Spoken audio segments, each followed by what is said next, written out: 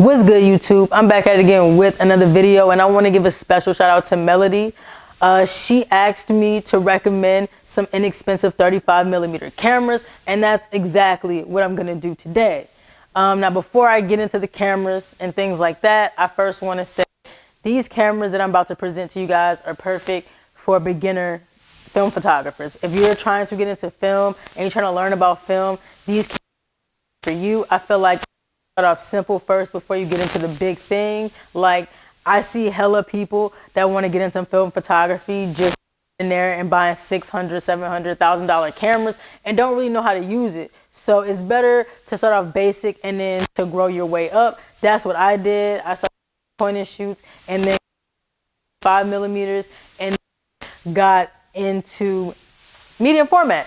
So, you know, it's a process. So with all of that being said, let's get into the cameras. Oh, wait, before we get into the cameras, I do have to say that all of these cameras range from $25 to $0. 0 being the lowest, 25 being the highest. I will tell you guys where I got the cameras from, so you guys don't think that I just went to Goodwill and they was giving out cameras. So anyways, let's get into it. Yo, so for the first camera that I have here, I have the Bellows Howell. I never say this camera name right, so if you guys know the name of it, go ahead and feel free to correct me in the comment section. So in order to open this camera, you literally just have to play with this little knob real quick and it'll open the camera. Everything is plastic, like there's no metal in this camera, and this camera does not require a battery. It's really good for street photos. I did take a portrait with it. But this camera is really good for street photos, and it's something quick that you can grab. Now the quality is not the best, but it's gonna do for what you want it to do. So, you know, and I got this camera for free because my mom's friend found it in his house. So, you know, and also I think it's a 28mm lens and it's free focus, which is very scary because you never know what the camera's doing or how it's doing it. So that's the second camera. Let's get into the next one. Shot 76 zoom. This is the second camera. This camera right here cost me like 15 bucks. Now I'm not gonna open this because I do have film in here, so I'm currently shooting with this camera. It is really cool and I love this camera. This is my favorite point and shoot camera right now. The quality is great and everything about it is great. Now, everything that you need is literally on this little knob. You have off, on, you have autofocus, flash, you have all those things. I love this camera. The zoom on this camera is ridiculous. Now, because I do have film in here, I don't mind showing you guys. The zoom on this camera is ridiculous. I love this camera. It's a great camera. I might do an update video on it soon. So with that being said, we're going to toss this camera and we're going to go to the next one. So the next camera that I have with me, is the Infinity Zoom 120. I have never in my life shot this camera, like ever. I bought it from the thrift store. Focus on the camera, not me. I bought it from the thrift store for $14.99 and the tag is still on there. I just never had time to shoot with the camera. It does require batteries. I'm missing one. And I can't really give you a solid review on this camera because guess what? I never shot with it before. So, yep, on to the next one. The Pentax IQ Zoom, something like that. Yeah, I got it right. So this camera right here is my second favorite point and shoot camera. This camera is great and it has great quality. I love it. I got it for 12 bucks at the thrift store. It is plastic also, but they do have metal in here and you do need a battery for this camera. So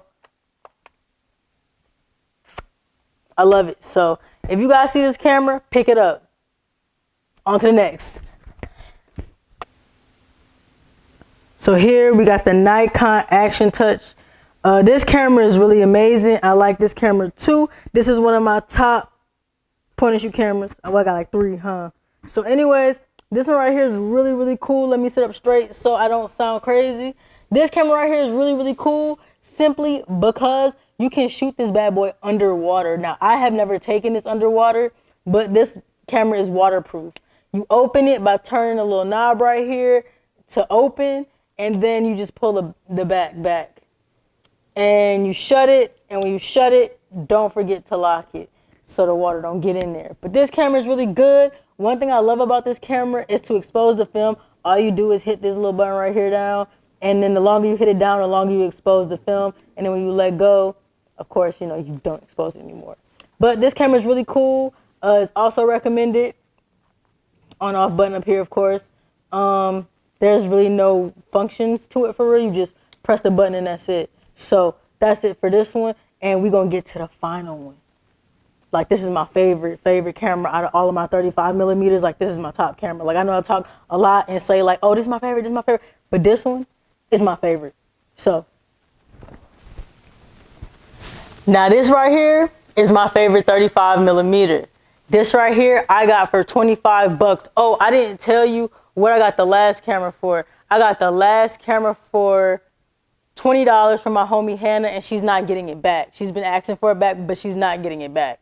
Anyways, this right here, I got this from the thrift store, USA Thrift, for $25, man. 25 bucks. That is all I spent on this bad boy, and this camera is completely amazing. Like, it is so amazing. My only thing about it is it does have light leaks in it, but I seal it with the plastic.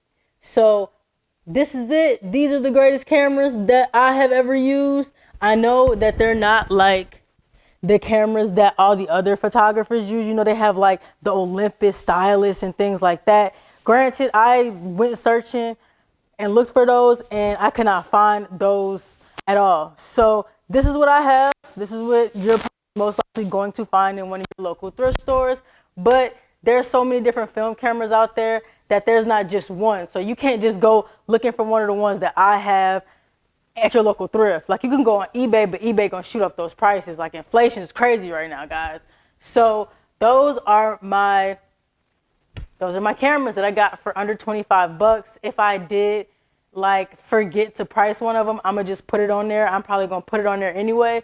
But that's really all I have to say. I hope you guys enjoyed this video. If you guys did, thumbs it up and subscribe to my channel. I got more fire videos on the way. Just bear with me. But anyways, if you like this video, thumbs it up. And if you don't like this video, thumbs it down. If you want to see more of my content, go ahead and subscribe to my channel, bro. More heat on the way. Peace.